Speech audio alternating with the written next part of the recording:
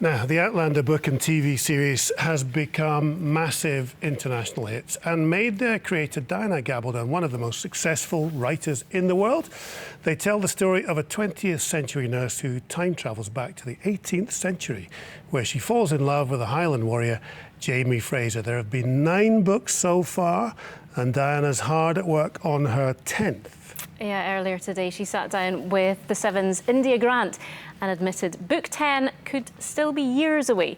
But the American author did reveal why she came to write about a series in Scotland. To be blunt about it, a man in a kilt. No, I had known for some time that I wanted to be a novelist. And when I turned 35, I said to myself, well, you know, Mozart was dead at 36, maybe you better get a move on. And so I said, all right, Mac's birthday, I'm going to start writing a novel, just to learn how. Because to that point, I had written all kinds of things, including Walt Disney comic books and grant proposals and scholarly journal articles and technical books. And no one had ever taught me to write any of those things. I had just looked at a few examples and then wrote one. And so I thought, well, I've certainly read enough novels to know what they look like. So I will write one to learn how. So the next question was, where shall I set this novel? What kind of novel should it be? And I was thinking, well, you know, mystery, romance, whatever, because I read everything and lots of it. And I was just thinking about this, and finally I said, well, let's make it easy. What about historical fiction? I was a research professor. I knew my way around the library. I said, it seems easier to look things up than to make them up. And if I turn out to have no imagination, I can steal things from the historical record, which actually works very well. And so I said, fine, now where shall I set this? Because, you know, history is a big thing. It could be anywhere about anything. And so I was just thinking, you know, Venice under the Borgias, you know, American Civil War, that would be interesting, etc. And in this malleable frame of mind, I happened to see a really old Doctor Who rerun. It was one of the second Doctor, the Patrick Troughton years. And in this particular show, the Doctor had picked up a young Scotsman off of Culloden Field, oddly enough, and it was a young Highlander in his kilt. And I said, well, that's kind of fetching. Anyway, I found myself thinking about this the next day in church, and I don't claim divine revelation, but I was in church.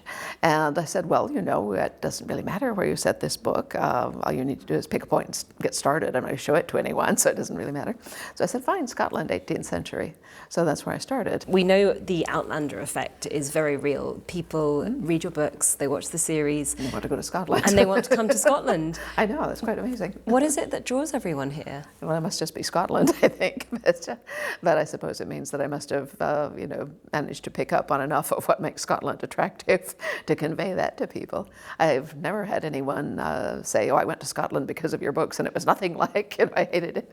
No, they all love Scotland and, you know, are fascinated and want to come back and spend their money, which is all good. Yeah.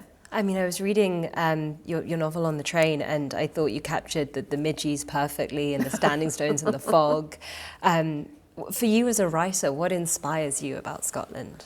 There's a lot of mystery about Scotland, you know, as you say, the standing stones, to say nothing of the climate, which is deeply mysterious, and the history, which is fascinating, you know, violent, bloody, and therefore interesting.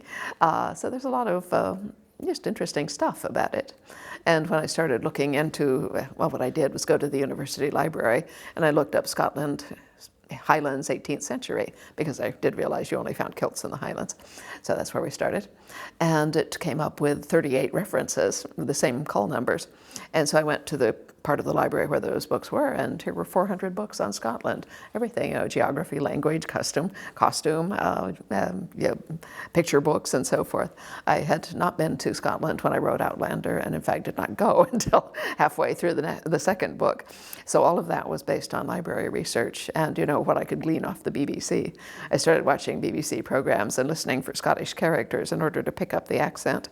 I was reading that within this your next book, I believe the 10th book, is you're going to have flashbacks, you know, you have time travel in modern day, in this instance, America and the Revolution, and then coming back to Scotland.